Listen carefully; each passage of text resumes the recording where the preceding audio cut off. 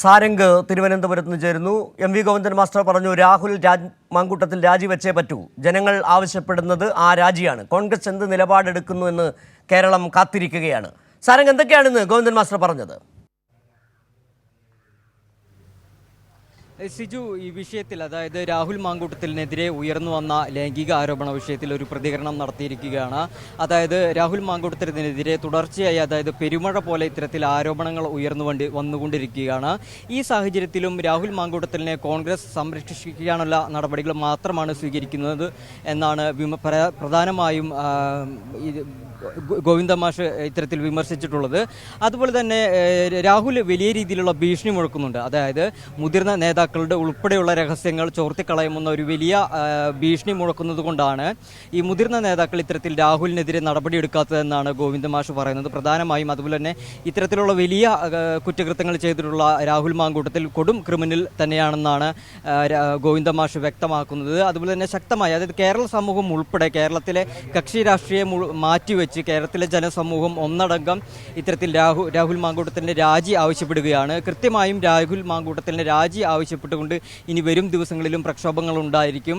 എന്തിനായാലും അതുപോലെ തന്നെ നിയമസഭയിൽ ഈ വിഷയവുമായി ബന്ധപ്പെട്ട് യാതൊരു തരത്തിലും രാജിവെക്കുന്നതുമായി ബന്ധപ്പെട്ട MLA സ്ഥാനം രാജിവെക്കുന്നതുമായി ബന്ധപ്പെട്ട യാതൊരു തരത്തിലുള്ള വിശദീകരണവും രാഹുൽ മാങ്കൂട്ടത്തിൽ നൽകിയിട്ടില്ല. അതോടൊപ്പം തന്നെ ഇനി നിയമസഭയിൽ എത്തുകയാണെങ്കിൽ ഏതെങ്കിലും തരത്തിൽ രാഹുൽ നിയമസഭയിൽ എത്തുകയാണെങ്കിൽ അപ്പോൾ കാണാമെന്നാണ് ഗോവിന്ദ മാഷ് പറഞ്ഞിട്ടുള്ളത്. അതായത് പ്രക്ഷോഭം അല്ലെങ്കിൽ രാഹുലിനെതിരെ വീണ്ടും ശക്തമായ നടപടികൾ CPM-ന്റെയും ഇടതുപക്ഷത്തിന്റെയും ഭാഗത്തു നിന്നുണ്ടാകും.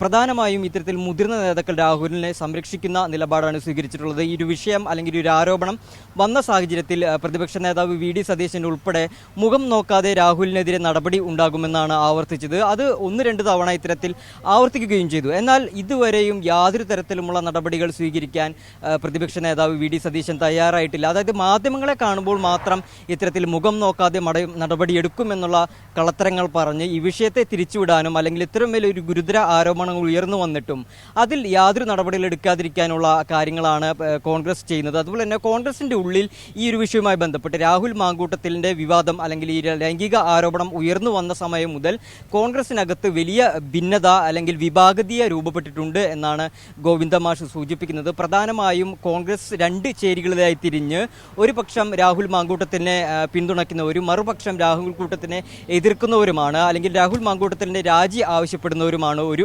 വിഭാഗം. ഈ 2 വിഭാഗങ്ങളും തമ്മിലുള്ള തർക്കങ്ങൾ രൂക്ഷമായിക്കൊണ്ടിരിക്കുകയാണ്. പ്രധാനമായും രമേശ് ചെന്നിത്തലയും അതുപോലെ തന്നെ K. മുരളീധരനും ഗോവിന്ദൻ മാസ്റ്ററുടെ പ്രതികരണത്തെ സംബന്ധിച്ചുള്ള കൂടുതൽ വിശദാംശങ്ങൾ നൽകിയത്.